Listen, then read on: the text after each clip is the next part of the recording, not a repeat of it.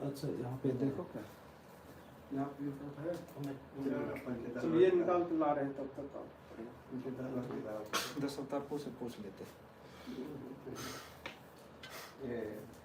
ये लौट वराहा था, रघुनाथ से पूछ। हाँ इसको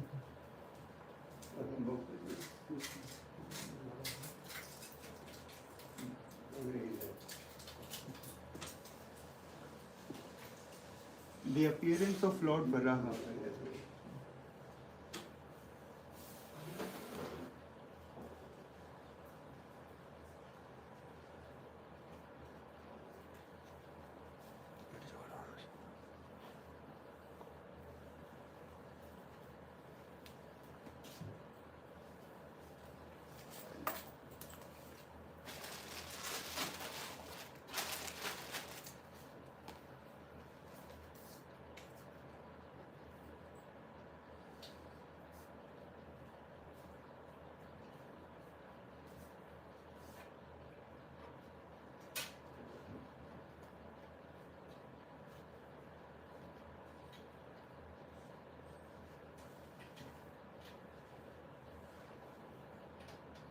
The appearance of Lord Varaha.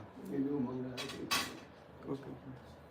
Samsar davan lida loka pranaya karunya ghana ghanatam praptasya kalyana gunanavasya vande guru shri charanarvindam Mahaprabhu Kirtan Nitya Gita Vaditramadyan Manasorasena Romanchakam Pashutaranga Bhajo Vande Guru Shri Charanarvindam Shri Vigraharadhan Nityanana Shringaratan Mandir Marjanado Yuktasya Bhaktasya Niyunjatopi Vande Guru Shri Charanarvindam Chaturveda Shri Bhagavat Prasado Swadana Triptan Hari Bhakta Sanghan Kritvaiva Triptim Bhajata Sadaiva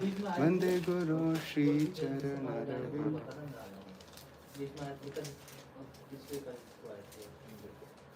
Shri Radhika Madhavya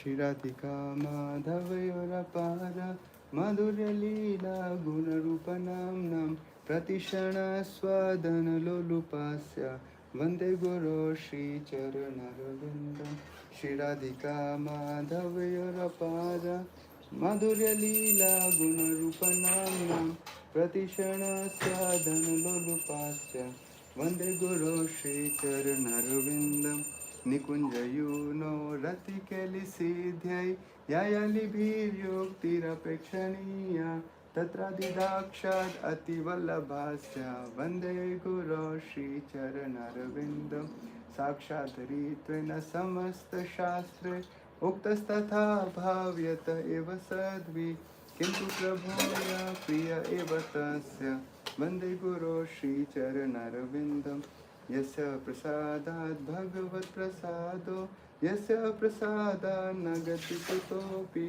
Dhyayan stuvam stasya yashastri sandhyam Vande Guru Shri Charanarvindam Namaste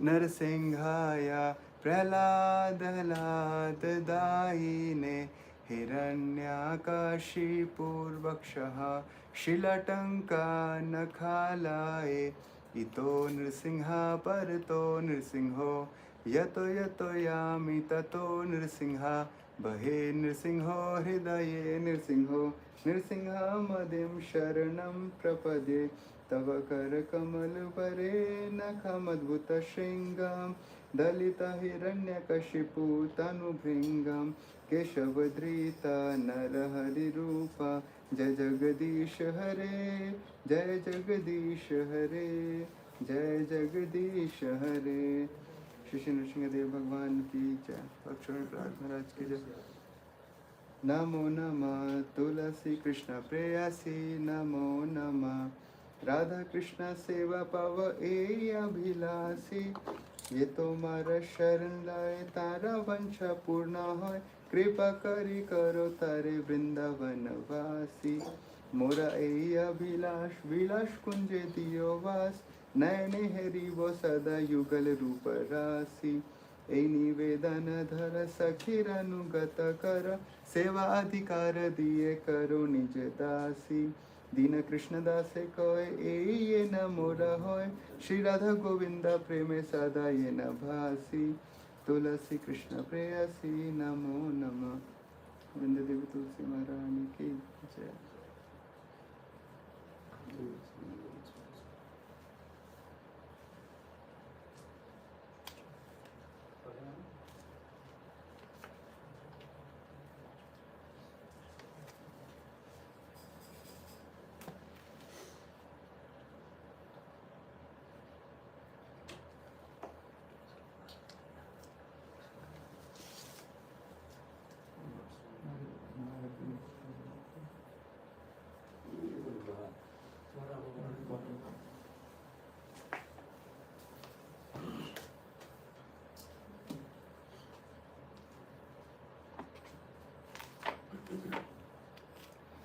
The Appearance of Lord Varaha, Chapter 13, Canto 3, Text 1, Translation. Sri Shukdev Goswami said, O king, after hearing all these most virtuous topics from the sage Maitreya, Vidur inquired further on the topics of Supreme Personality of Godhead, which he adored to hear. Purport. The word Adhrita is significant because it indicates the Vidura had a natural inclination for hearing the transcendental message of the Supreme Personality of Godhead, and he was never fully satisfied, though continuingly to hear those topics. He wanted to hear more and more so that he could be more and more blessed by the transcendental message. Text 2. Vidura said, O great sage, what did Swambhu, the dear son of Brahma, do after obtaining his very loving wife? Text 3. Translation. O best of the virtuous, the original king of kings, Manu, was a great devotee of personality of Godhead Hari, and thus it is worth hearing of his sublime character and activities. Please describe them. I am very eager to hear.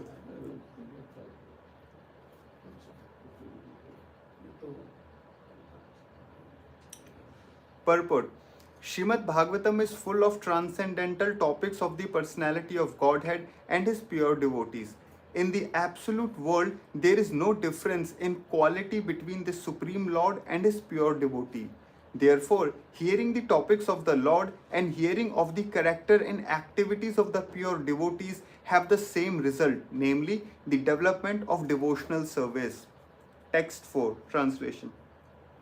Person who hear from a spiritual master with great labor and for a long time must hear from the mouth of pure devotees about the character and activities of the pure devotees. Okay.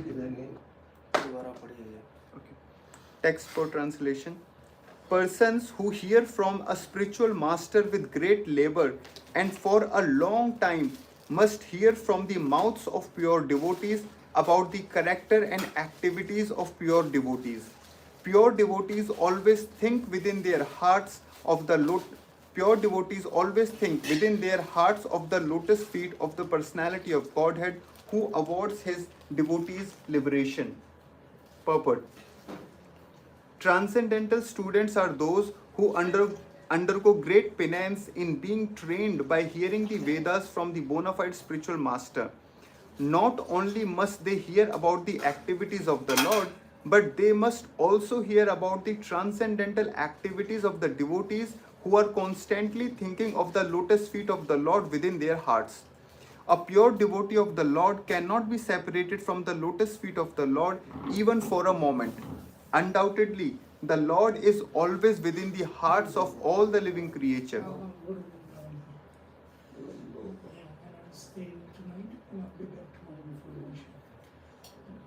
I spoke to Gurumaharaj last night. Gurumaharaj yesterday, last night, and he's ill. Yeah.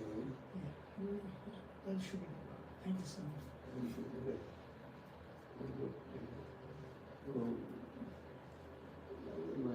Yes. Yes. Thank you so much. I so appreciate it. Yes. Yes. I'll say Vishnu Prabhu. Rupan Prabhu also sent me a message. He's in Vrindavan too, so I'll see him also. Yes. He's in Vrindavan.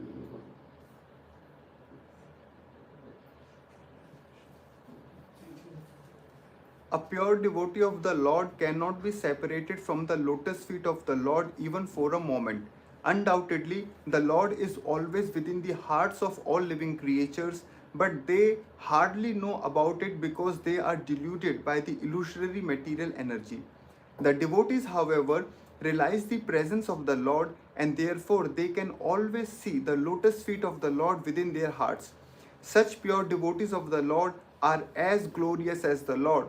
They are, in fact, recommended by the Lord as more worshipable than He Himself.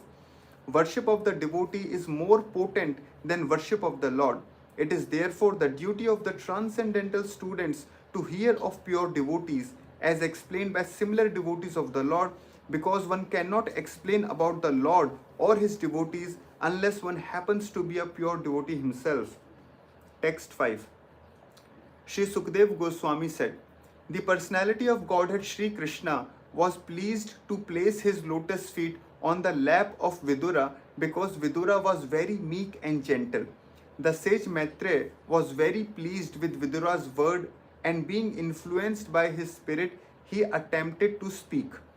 Purport. The word Sahasra Shirshna is very important. One who has diverse energies and activities and a wonderful brain is known as Sahasra Shirshana. This qualification is applicable only to the personality of Godhead Sri Krishna and no one else. The personality of Godhead was pleased to dine something with a Vidura at his home, and while resting, he placed his lotus feet on the lap of Vidura. Maitre was inspired by the thought of Vidura's wonderful fortune. The hairs of his body stood on end, and he was pleased to narrate the topics of the personality of Godhead with great delight. Text 6. The Maitre Muni said to Vidura, after his appearance, Manu, the father of mankind, along with his wife, thus addressed the reservoir of Vedic wisdom, Brahma, and obeisances, Brahma with obeisances and folded hands. Text 7. You are the father of all the living entities and the source of their subsistence, because they are all born of you. Please order us how we may be able to render service unto you. Purport.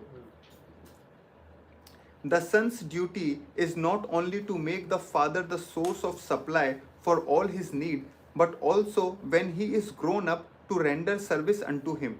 That is the law of creation beginning from the time of Brahma. A father's duty is to bring up the son until he is grown, and when the son is grown up, it is the duty to render service unto his father.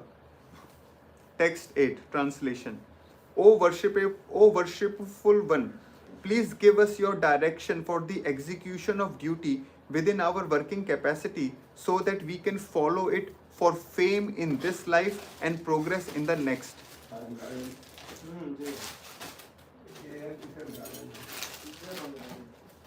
Purport.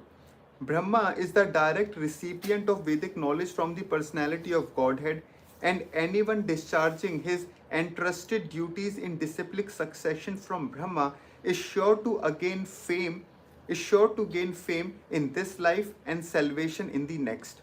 The disciplic succession from Brahma is called the Brahma Sampradaya, and it is descent as follows: Brahma, Narada, Vyas, Madhav Muni, Padmanabh, Narhari, Madhava, Jayatirtha, Gyan Sindhu, Dayanidhi, Vidyanidhi, Rajendra, Jayadharma, Purushottama, Brahmatirth, Vyastirth, Lakshmipati, Madhvendrapuri, Ishwarpuri, Sri Chaitanya Mahaprabhu, Sarup Damodar, and Srila Rupa Goswami and others. Sri Raghunath Das Goswami, Krishna Das Goswami, Narottam Das Thakur, Vishwanath Chakravarti Thakur, Jagannath Das Babaji, Thakur Bhakti Vinod, Gaur Kishore Das Babaji, Srimad Bhakti Siddhanta A.C. Bhakti Vedanta Swami. This line of disciplic succession from Brahma is spiritual, whereas the geological succession from Manu is material, but both are on the progressive march toward the same goal of Krishna consciousness. Text 9. Translation. Lord Brahma said, my dear son, O Lord of the world, I am very pleased with you, and I desire all blessings for both you and your wife. You have without reservation surrendered yourself unto me with your heart for my instructions. Purport. The relationship between the father and the son is also sublime. The father is naturally disposed with goodwill toward the son, and he is always ready to help the son in his progress in life. But in spite of father's goodwill, the son is sometimes misguided because of his misuse of personal independence. Every living entity, however small or big he may be, has the choice of independence. If the son is unreservedly willing to be guided by the father is 10 times more eager to instruct and guide him by all means. The father and son relationship, as exhibited here in the dealings of Brahma and Manu, is excellent. Both the father and the son are well qualified, and their example should be followed by all humankind. Manu, the son, unreservedly asked the father Brahma to instruct him, and the father, who was full of Vedic wisdom, was very glad to instruct. The example of mankind may be rigidly followed by mankind, and that will advance the relationships of father and sons. Text 10. Translation. O hero, Your example is quite befitting a son in relationship with his father. This sort of adoration for the superior is required. One who is beyond the limit of envy and who is sane accept the orders of his father with great delight and execute it to his full capacity. Purport. When the four previous sons of Brahma, the sage Sanaka, Sanatana, Sanandan and Sanat Kumar, refused to obey their father, Brahma was mortified and his anger was manifested in the shape of Rudra. This incident was not forgotten by Brahma, and therefore the obedience of Manu Swambhu was very encouraging. From the material point of view, the four sages' disobedience to the order of their father was certainly abominable, but because such disobedience was for the higher purpose, they were free from the reactions of disobedience.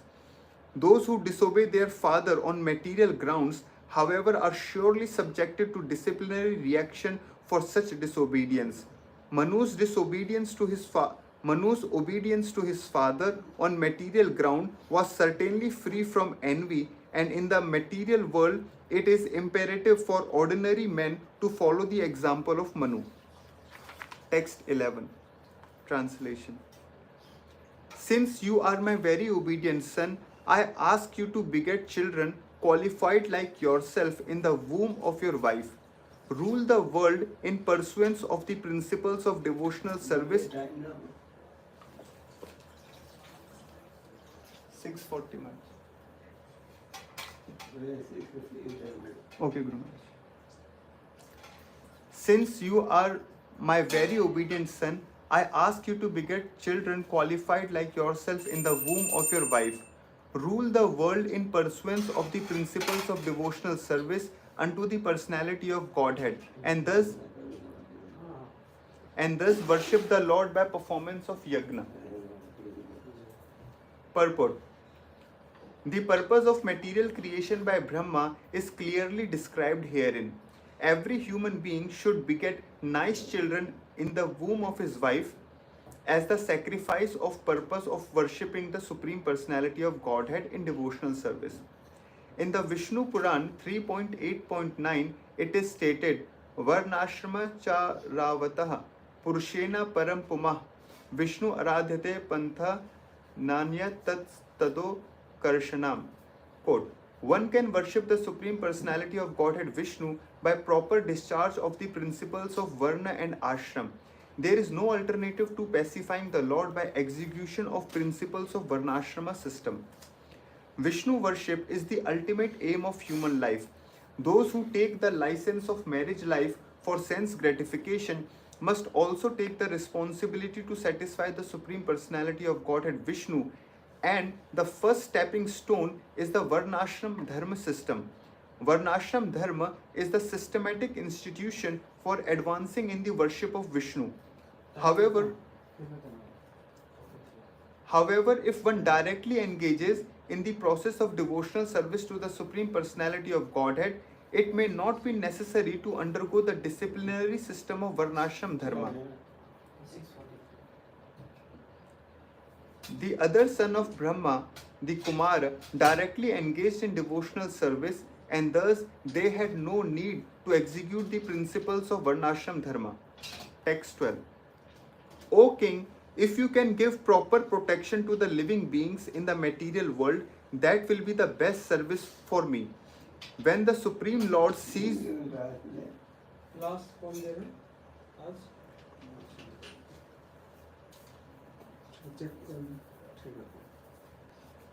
O king, if you can give proper protection to the living beings in the material world, that will be the best service for me. When the Supreme Lord sees you to be the good protector of the conditioned soul, certainly the master of the senses will be very pleased with you. Purport. Radha Damodar Prabhuji ka. Purport. The whole administrative system is arranged for the purpose of going back home, back to Godhead. Brahma is the representative of the Supreme Personality of Godhead, and the Manu is the representative of Brahma. Similarly, all other kings on different planets of the universe are representative of Manu. The law book for the entire human society is the Manu Samhita, which directs all activities toward the transcendental service of the Lord. Every king, therefore, must know that his responsibility in administration is not merely to extract taxes from the citizen, but to see personally that the citizen under him are being trained in Vishnu worship.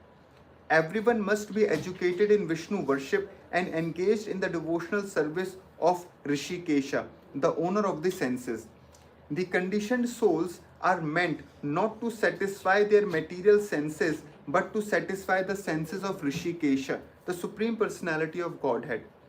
That is the purpose of complete administrative system. One who knows this secret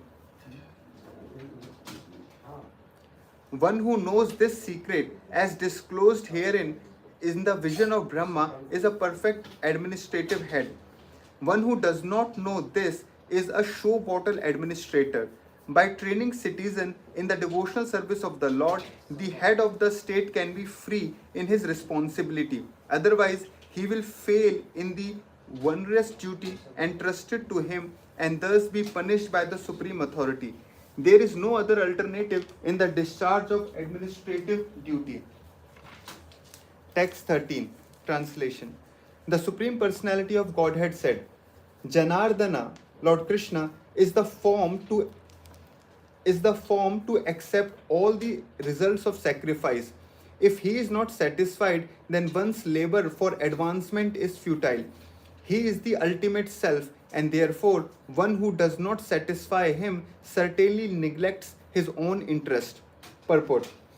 Brahma is deputed as the supreme head of universal affairs, and he in his turn deputes Manu and others as charge the affair of the material manifestation, but the whole show is for the satisfaction of the Supreme Personality of Godhead. Brahma knows how to satisfy the Lord, and similarly, person engaged in the line of Brahma's plan of activity also knows how to satisfy the Lord.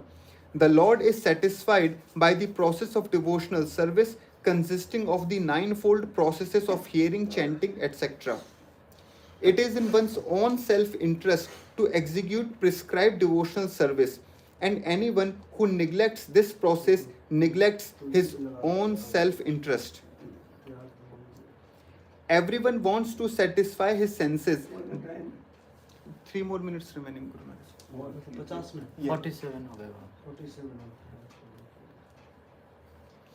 Everyone wants to satisfy his senses, but above the senses is the mind, and above the mind is the intelligence.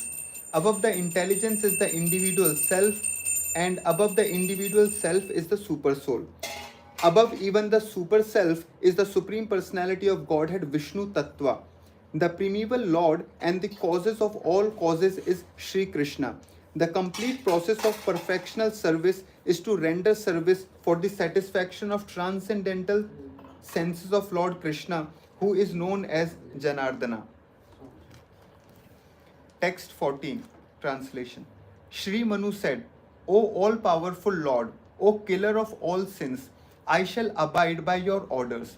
Now please let me know my place and that of the living entities born of me. Text 15. O master of the demigods, please attempt to lift the earth which is merged in the great water, because O master of the demigods, please attempt to lift the earth which is merged in the great water, because it is the dwelling place for all the living entities. It can be done by your endeavor and by the mercy of the Lord. Purport. The great water mentioned in this connection is the Garbhodak ocean, which fills half of the universe. Text 16. Sri Maitre said, thus seeing the earth merged in the water, Brahma gave his attention for a long time to how it could be lifted. Purport. According to Jiva Goswami, the topics delineated here are of different millenniums. The present topic are of the Sweta Varaha millennium, and the topics regarding the Chakshush millennium will also be discussed in this chapter. Text 17. Brahma thought, When I have been engaged in the process of creation, the earth has been inundated by deluge and has gone down into the depth of ocean. What can we do? What can we do who are engaged in this matter of creation? It is best to let the Almighty Lord direct us. Purport. The devotees of the Lord, who are all confidential servitor, are sometimes perplexed in the discharge of their respective duties, but they are never discouraged. They have full faith in the Lord, and He paves the way for the smooth progress of devotees' duty. Text 18.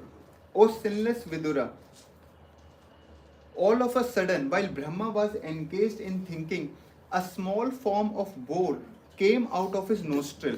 The measurement of the creature was not more than upper portion of the thumb. Next, O descendant of Bharata, while Brahma was observing him, that boar became situated in the sky in a wonderful manifestation as gigantic as a great elephant.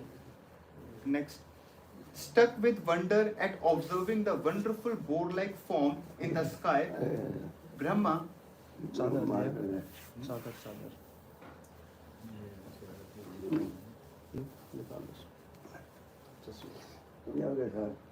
दोनों जाएंगे. Stuck with wonder at observing the wonderful boar-like form in the sky, Brahma with great Brahmanas like Marichi as well as Kumaras and Manu began to argue in various ways. Lamp तो दो lamp है. एक और नेता ने नरसिंहदेव ने वही बोला है. महाराज बोला ही है.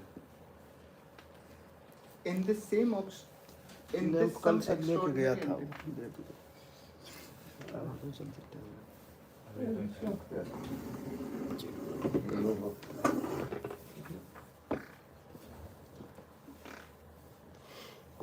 इसको फोन किया.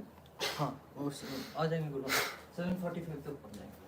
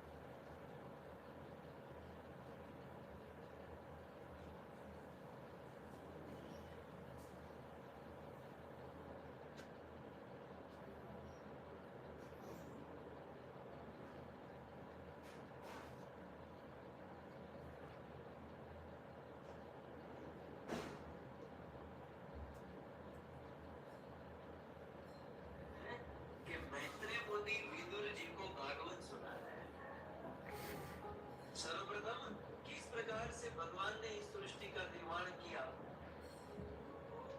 बड़े विस्तार से सुनाया।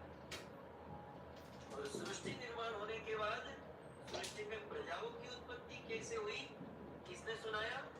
मूल रूप से मैत्रेय मुनि विदुर जी को सुनाया, और वो कथा शुकदेव परीक्षित को सुनाया। मैत्रेय मुनि कहते हैं, विदुर, भगवान श्री विष्णु की नाभि से कमल उत्पन्न हुआ। उस कमल में 14 लोग, बीच में पृथ्वी, नीचे अतल वितल तलातल पातल रसातल, उस पृथ्वी के ऊपर जल लोग, मर लोग, तप लोग, सिद्ध लोग, ब्रह्म लोग, और उस पृथ्वी लोक में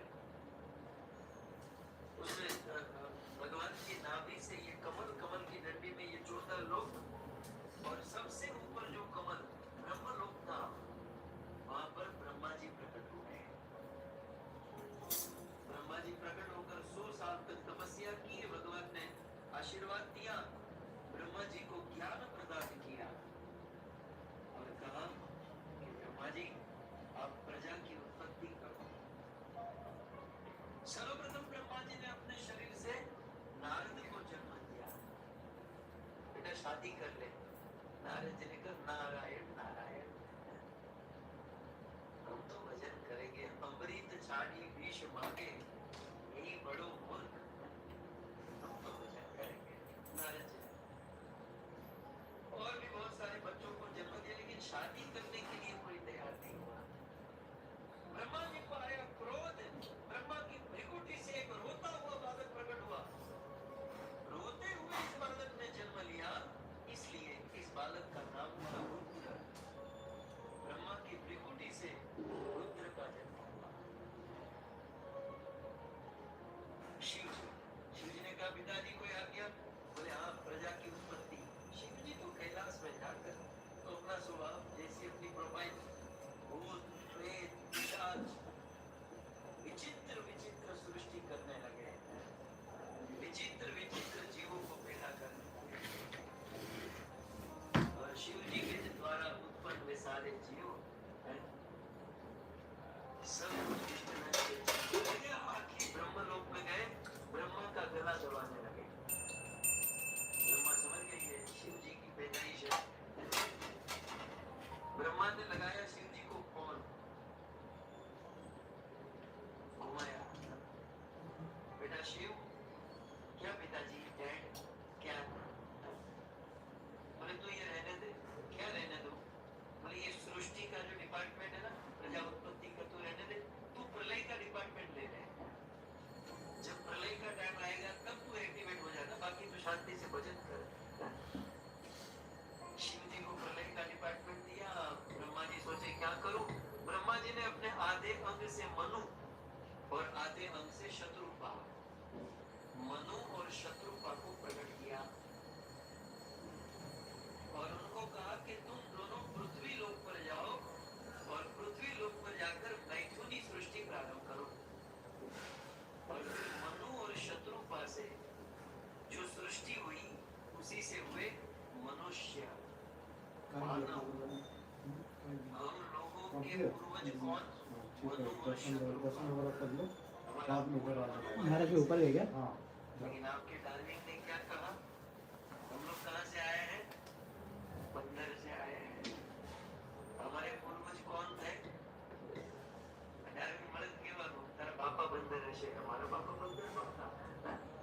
हमारे पूर्वज तो मनु महाराज है।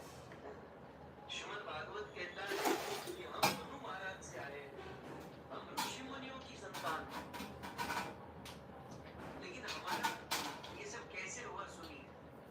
ब्रह्मा जी ने कहा मनु शत्रुपा को पृथ्वी लोक पर जाओ, सृष्टि करो। मनु शत्रुपा ब्रह्म लोक से नीचे आए, देखा सारे लोग अपने अपने स्थान पर है, लेकिन पृथ्वी लोक अपने स्थान पर नहीं है। फिर से ब्रह्मा जी के पास गए, पिताजी हम तो आपकी आज्ञा के लिए पृथ्वी लोक पर जाने निकले, सारे लोग अपने अपने स्थान पर, लेकिन पृथ्वी लोक है ही नहीं। ब्रह्मा जी सिर झुकाने लगे, अरे बाप रे, पृथ्वी लोक नहीं है। ये पृथ्वी लोक कहाँ, कौन लेकर गया होगा? एक्चुअल प्रॉब्लम क्या था? किसी दूसरे लोक में अदिति, सॉरी दीति के 2 पुत्र हुए।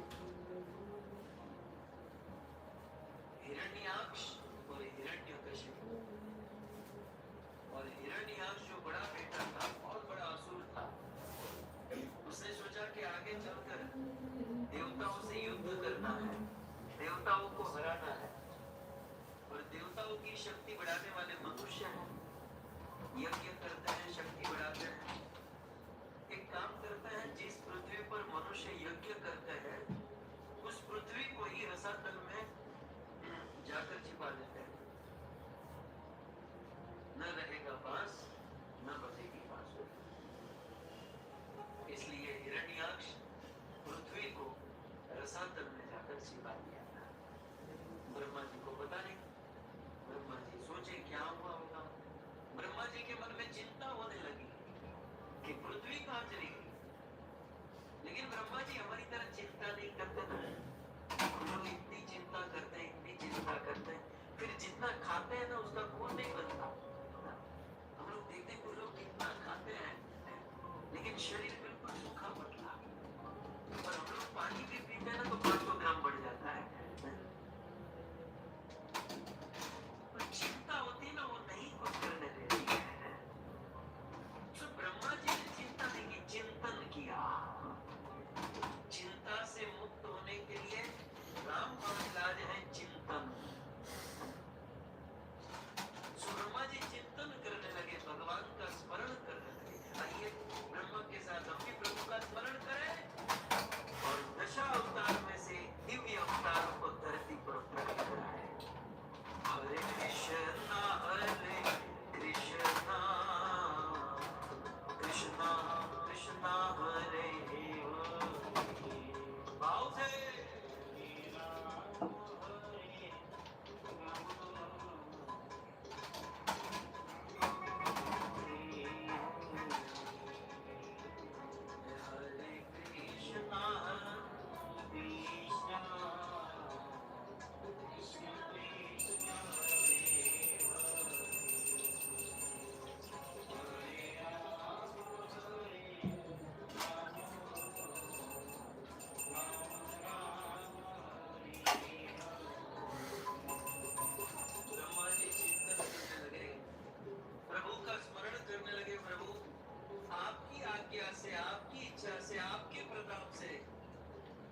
संसार में प्रजा की उत्पत्ति कर रहा हूँ।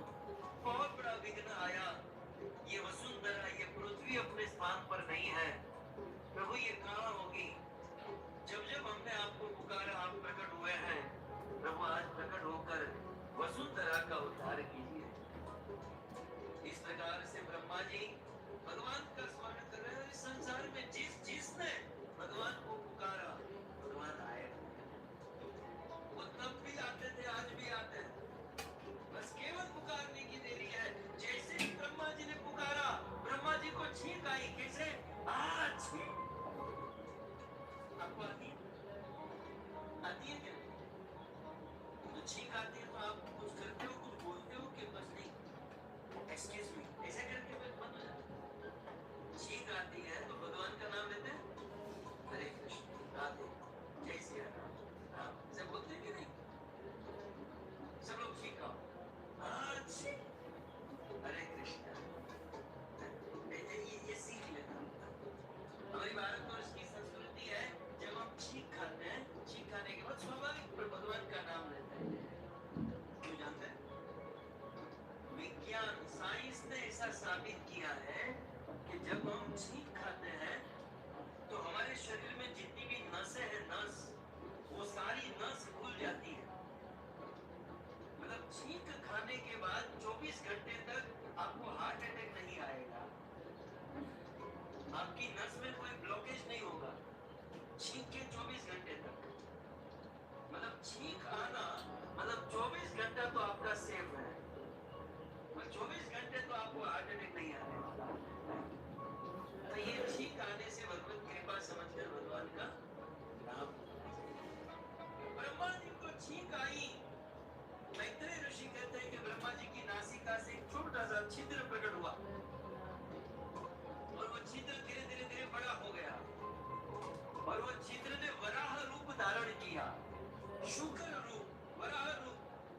धीरे धीरे धीरे धीरे हाथी जितना बड़ा हो गया, धीरे धीरे धीरे पर्वत जितना बड़ा हो गया, विशाल स्वरूप धारण कर लिया। ब्रह्मा समेत समस्त देवी देवता समझ गए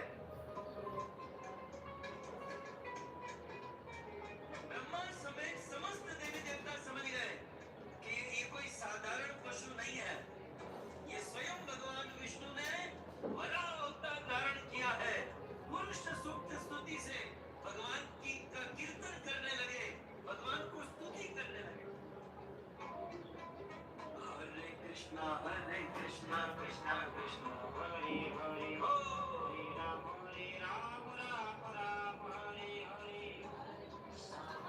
कृष्णा कृष्णा कृष्णा हरे हरे राम बोलो हरे कृष्णा कृष्णा कृष्णा हरे हरे हरे राम राम राम हरे कृष्णा कृष्णा कृष्णा हरे हरे राम हरे कृष्णा हरे हरे राम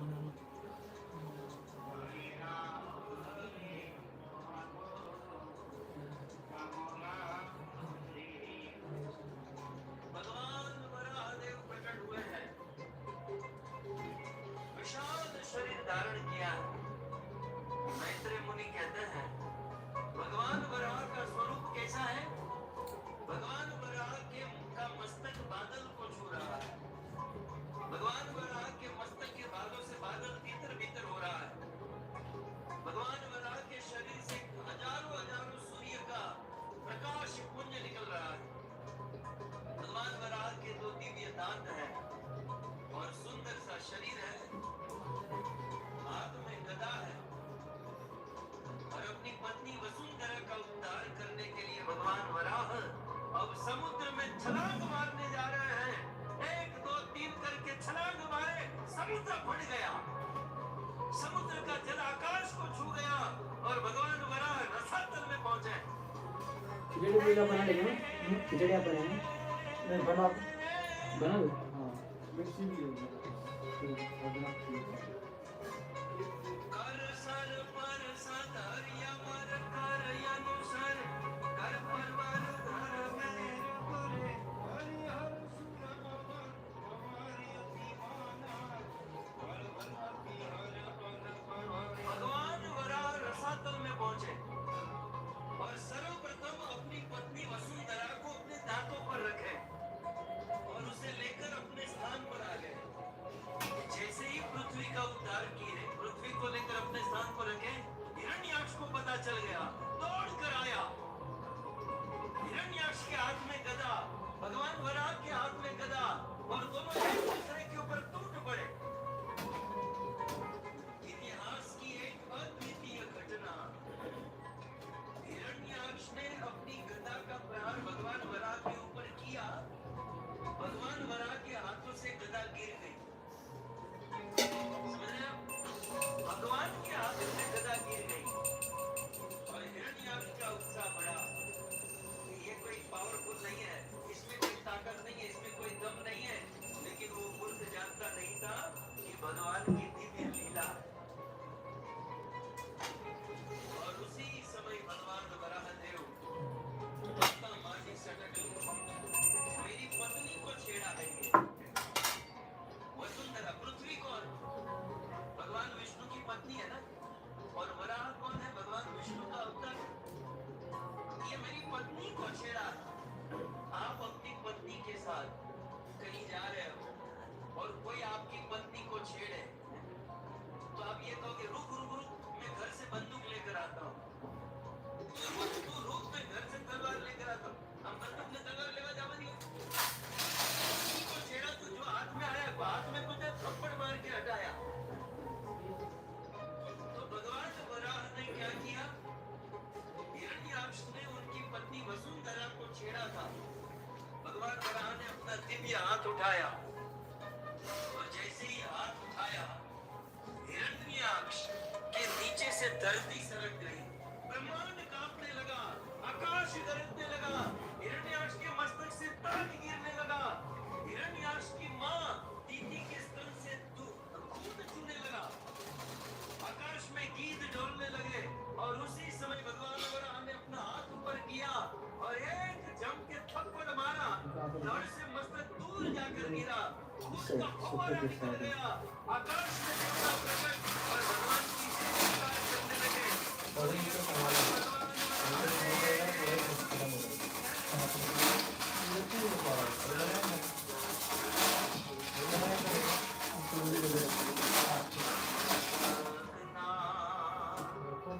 इसको इस जगह थोड़ा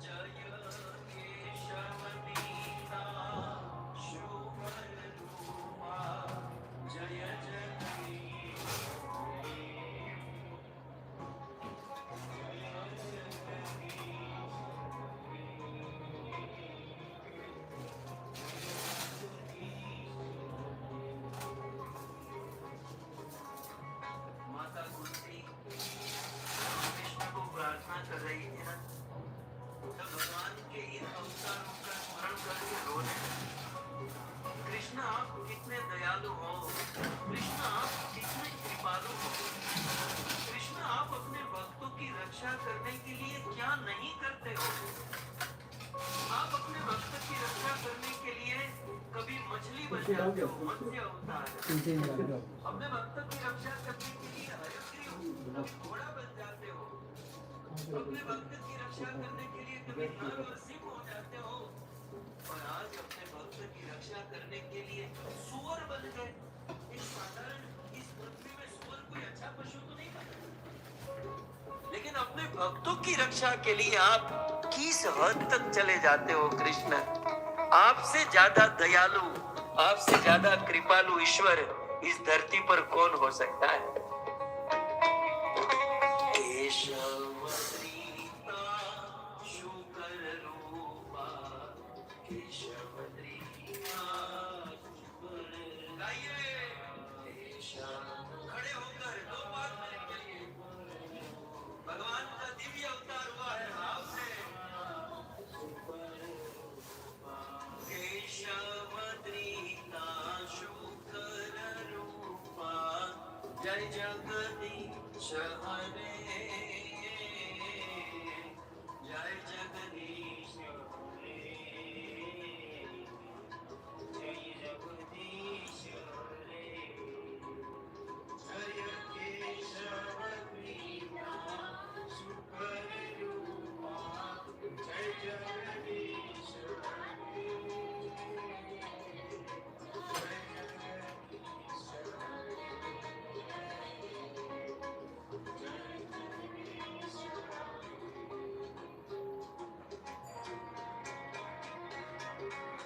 हे मुझे लगी श्याम संग प्रिय के दुनिया क्या जाने, मुझे लगी श्याम संग प्रिय के दुनिया क्या जाने, श्याम संग प्रिय के दुनिया क्या जाने, मुझे लगी श्याम संग प्रिय के दुनिया क्या जाने, क्या जाने भाई क्या जाने।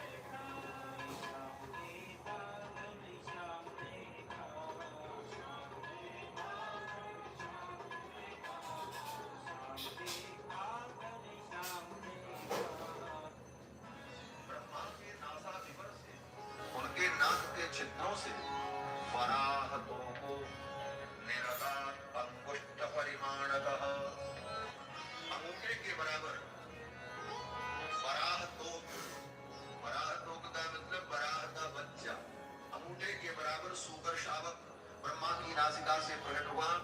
तस्याभिपश्यत खस्तक्षणेन गिरभारत गजमात्रः प्रवृद्धे तदभूत् महतो। ब्रह्मा जी ने देखा अंगूठे के बराबर वो सूकर शावक प्रकट हुआ और अगले क्षण ही वो बढ़ने लगा। एक एक क्षण में वो बढ़ने लगा। महाराज एक क्षण में कितनी लंबाई बढ़ रही थी उसकी, बोले हाथी के बराबर।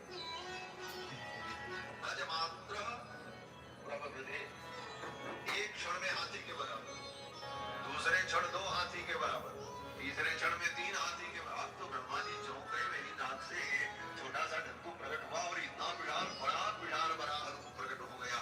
वो वराह कोई और नहीं था, भगवान नारायण ही वराह के रूप में प्रकट हो गए।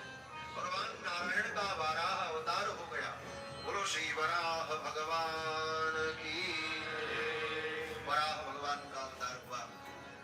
इस कल्प में ये जो सृष्टि चल रही है, इस कल्प में भगवान का ये प्रथम अवतार है। इसीलिए इस कल्प का नाम श्री श्वेत वाराह कल्प। इसीलिए संकल्प में बोलते हैं श्री श्वेत वाराह कल्पे। वाराह अवतार 2 बार हुआ, एक श्वेत वाराह, एक नील वराह। श्वेत वराह के रूप में भगवान जब प्रकट हुए तो वो गए और जाकर के पृथ्वी को अपने दाढ़ों को दबकर के ले आए और यथास्थान उसे कक्षा में स्थापित कर दिया। और भगवान फिर कालांतर में पृथ्वी पर जब सृष्टि हो चुकी थी तब हिरण्याक्ष दैत्य सृष्टि के सहित पृथ्वी को जब लेकर के पुनः चला गया, फिर पृथ्वी जो है अपने स्थान से दूर चली गई, जल में छिपा दिया ले जाकर के। तब फिर भगवान का वराह अवतार हुआ। तब भगवान नील वराह के रूप में प्रकट हुए और नील वराह के रूप में प्रकट होकर के भगवान पृथ्वी का उद्धार करने गए। और जब उद्धार करने गए तो इस बार उनको हिरण्याक्ष मिला। हिरण्याक्ष ने कहा है कहाँ जा रहे हो मेरी पृथ्वी को लेकर। फिर तो भगवान से युद्ध हुआ और भगवान ने हिरण्याक्ष का वध किया और पृथ्वी को ला करके जल के ऊपर स्थापित। तो पृथ्वी के उद्धार के लिए भगवान का वराह अवतार 2 बार हुआ, एक बार श्वेत वाराह और दूसरा नील वाराह। और दोनों कथाएं एक जैसी। देखो भागवत में बड़ी बड़ी शंकाएं भी जिनका समाधान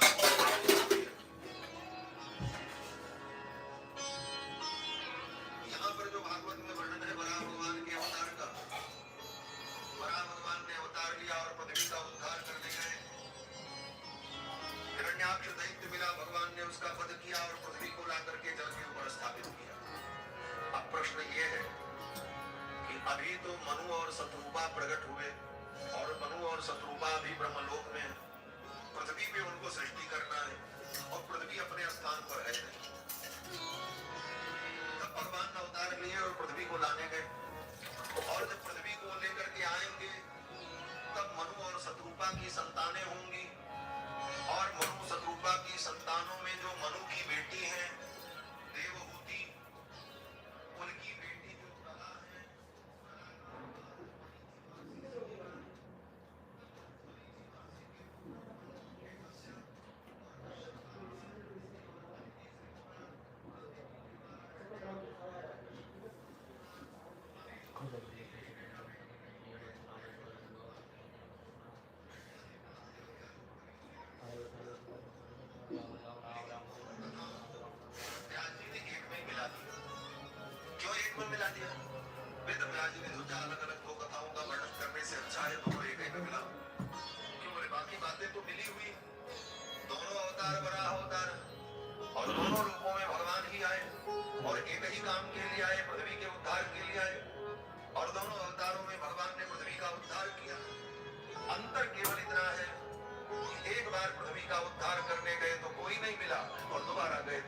मिल गया। बाकी तो कथा सेम है।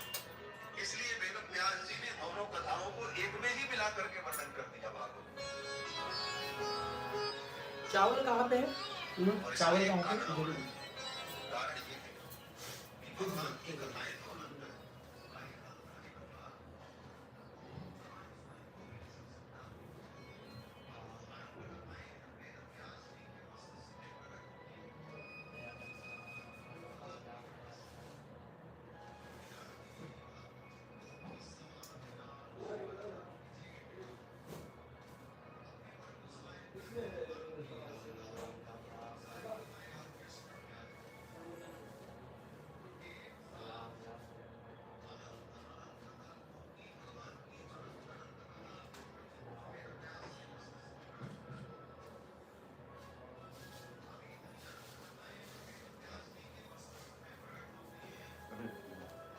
व्यास जी की मति भी ये निर्णय नहीं कर पाती कि कौन कथा पहले हुई है कौन बाद में।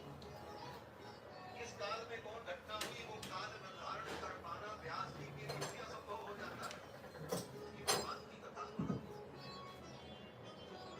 तब व्यास जी सोचते हैं काल का निर्धारण करना महत्वपूर्ण नहीं है, महत्वपूर्ण तो भगवान की कथा है।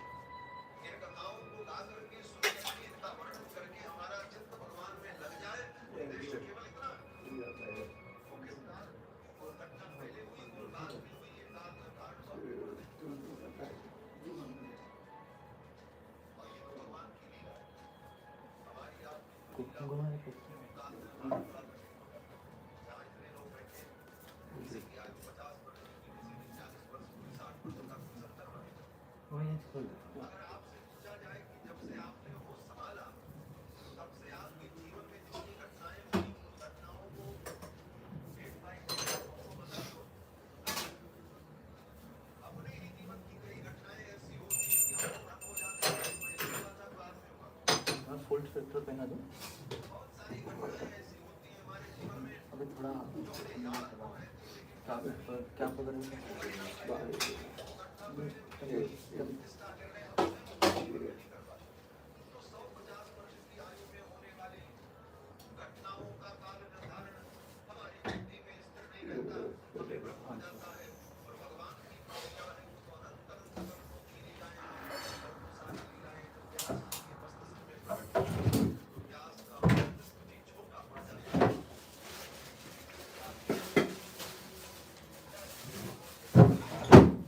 जो कथाएं लिख लो सिखाने का महत्व कि किस काल में हुई भगवान प्रकट में क्या क्या लीलाएं हुई इसको गाओ और भगवान पे मन लगाओ, कल्याण का वर्णन। यह चरित्र से गावई हरिपद पावई तीरथ पर गाने के लिए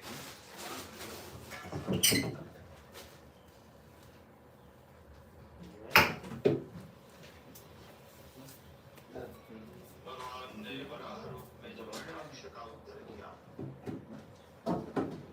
सभी संबंधी रोने लगे।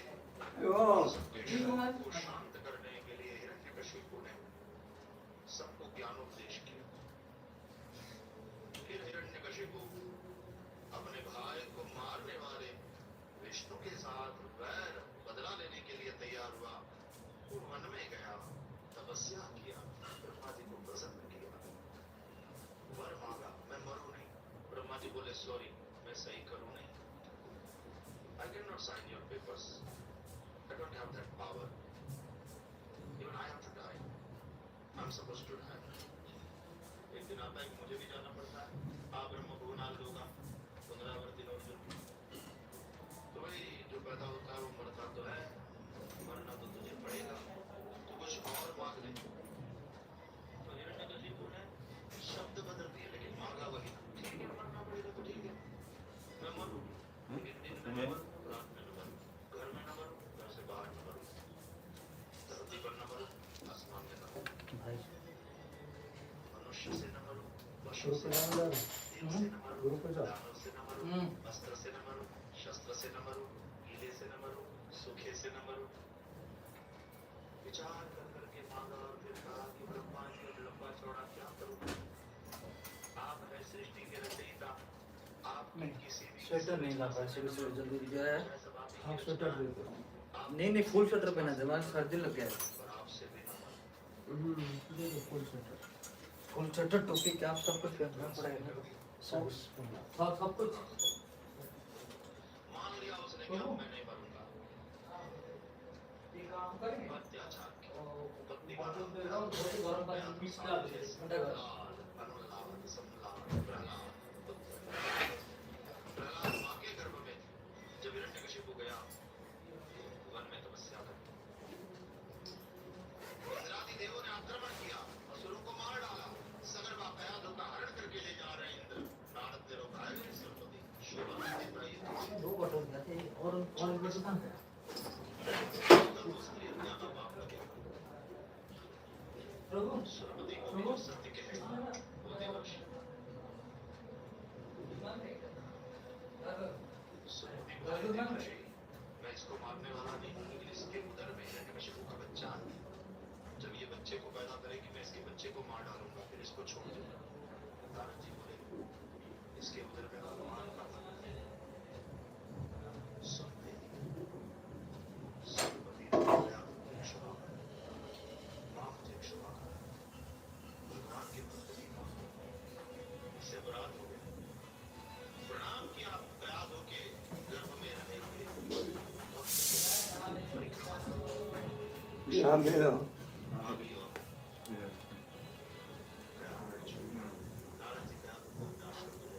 उन्होंने कहा, जाओ देवर्षि, मेरा पति तो वन में तपस्या कर रहा है, मैं अकेले हूं। लगा देवी मेरे आश्रम में कोई चिंता नहीं करो। जब तक तुम्हारा पति वन में तपस्या कर रहा है तुम सुखपूर्वक मेरे आश्रम में रह सकती हो। इच्छा प्रसूति का वरदान दिया। वो चिंता थी, मेरा बच्चा जब पैदा होगा बिना मेरे पति के मैं कैसे इसको पाल पोस कर बड़ा करूंगा। इच्छा प्रसूति का वरदान देता हूं, जब तू चाहेगी तब अपने बच्चे को तुम पैदा कर सकती हो। 100 वर्ष पर्यंत हिरण्यकशिपु वन में तपस्या करता रहा। 100 वर्ष पर्यंत प्रहलाद मां के उदर में रहा। नारद के साथ सत्संग होता रहा। मां के उदर से ही प्रहलाद नारद से उपदेश सुनकर आए हैं, ज्ञान लेकर आए। हिरण्यकशिपु को वरदान मिल गया, लौट आया, आई प्रहलाद भगवान हिरण्यकशिपु ने तो झगड़े आदि सब बंद करा दिया। कोई नारायण का नाम नहीं ले सकता। नारायण शत्रु है मेरा। प्रहलाद जब बड़े हुए, शुक्राचार्य के पुत्र शंख अवर के द्वारा एक गुरुकुल चल रहा है। वहां प्रहलाद को शिक्षा की शाही रखा गया। गुरु जी जो भी पढ़ाते हैं प्रहलाद जी बिल्कुल याद कर लेते हैं। और फिर गुरु जी कहते हैं, बेटा प्रहलाद, राजकुमार प्रहलाद, अब ये पाठ तुम सब बच्चों को याद करा देना। क्या है, बड़े तेज हो और ये बच्चे बिल्कुल डर। अब हमको थोड़ा काम है, मैं तो हम जरा बाहर जाते हैं, ये पाठ तुम बच्चों को याद करा देना। राजकुमार प्रहलाद बोले, जी गुरु जी, जो गुरु जी चले जाते हैं। रघुनाथ जी करता सुंदर ढंग से बच्चों को पाठ याद कराते हैं। और जब बच्चों को पाठ याद हो जाता है तो स्टैंड का है स्टैंड। लेकिन प्यारे सभी ये सब ये मुख गए न तो मुख गए न तो पेट भरने के क्या कौती देने वाली नहीं। उसके लिए तो भगवान के नाम का आश्रय करना चाहिए। और प्रहलाद सब नाम से बड़ा मजा आने लगा। कीर्तन करते हैं, नर्तन कर चाल तो जैसे और देखे जाओ जो किसमें लेके वो जो बीच है ना मुंह लगा के एक वो छोटा वाला चला एक बार हिरण्यकशिपु ने शंडापर को बुलाया, बच्चे को लेकर आओ। गुरु जी गए। महाराज राजकुमार प्रहलाद पढ़ने में बड़े तेज। हम आधा कहते हैं कि पूरा समझ गए। बहुत होशियार। आप जो भी पूछना चाहो पूछ सकते हो। प्रहलाद को गोद में लिया हिरण्यकशिपु ने, माथे पर हाथ फेरा, बेटे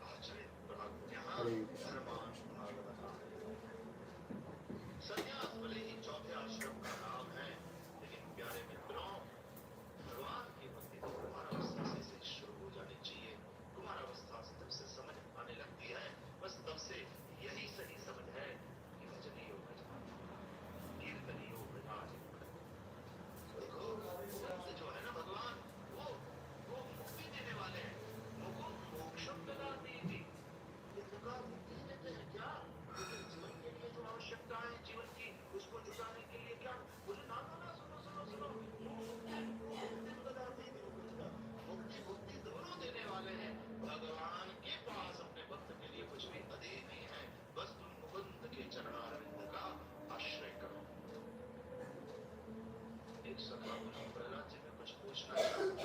हाँ पूछो। हमको भगवान मिलेंगे? बोले क्यों नहीं मिलेंगे?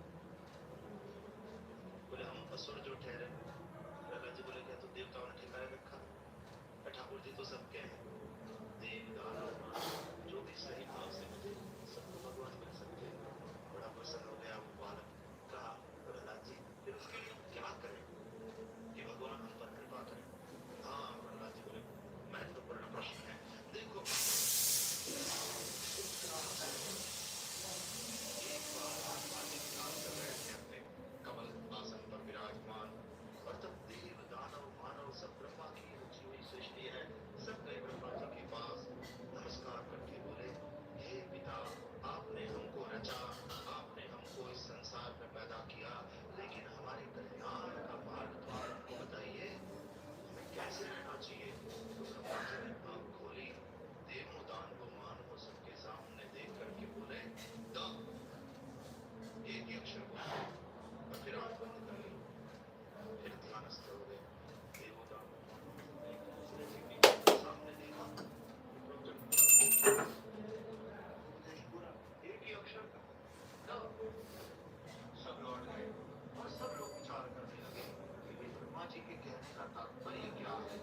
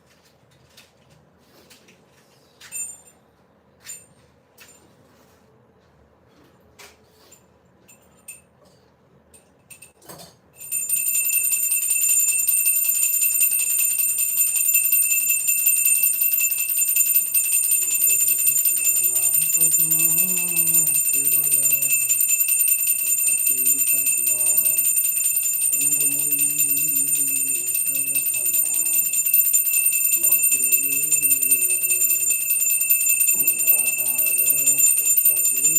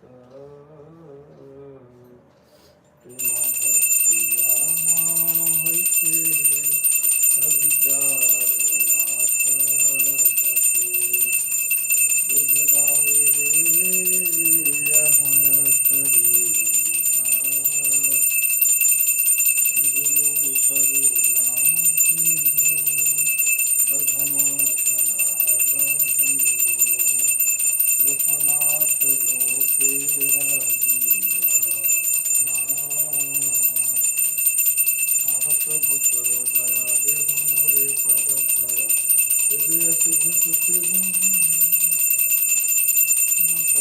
पति पता